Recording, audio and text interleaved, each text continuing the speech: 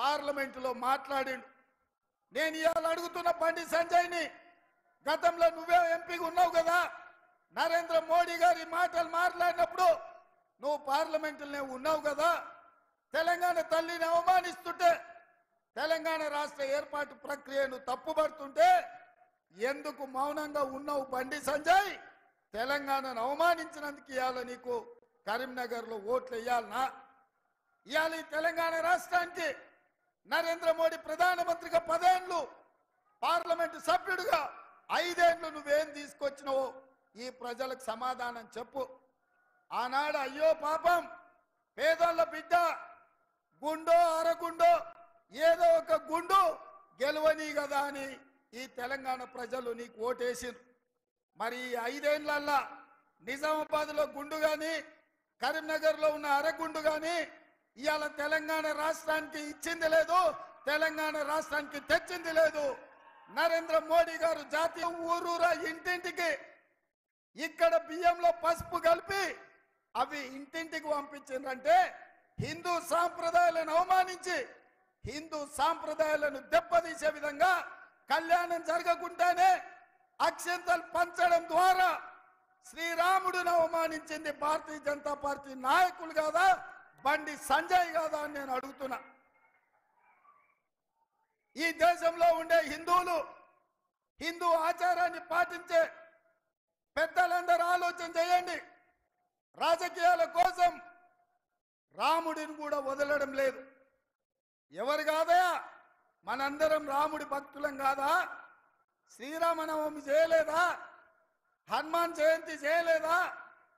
దసరా, దీపావళి, సంక్రాంతి, ఉగాది పండుగలు, వినాయక చవితిలు చేయలేదా? బతుకమ్మలు ఆడలేదా? బోనం కుండలు ఎత్తలేదా?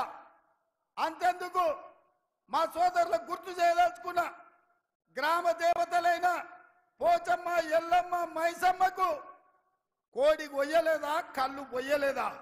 మనం కాదా హిందువులం? మనకంటే ఎవడైనా ఈ రాష్ట్రంలో, ఈ దేశంలో హిందువులు ఉన్నారా? ఈ వేదిక మీద ఉన్న మేము హిందువులం, కానీ హిందుత్వాన్ని ఓట్ల కోసం వ్యాపార వస్తువుగా మేము ఆడుకోము. అందుకే నేను చెప్పిన స్పష్టంగా, దేవుడు గుడిలో ఉండాలి, భక్తి గుండెల్లో ఉండాలి.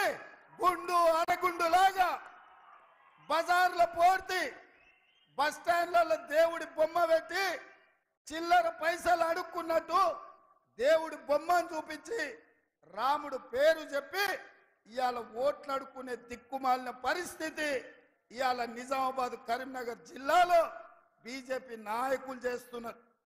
అందుకే మిత్రులారా, ఇవాళ మీ అందరికి ఒకటే మాట చెప్పదలుచుకున్నా.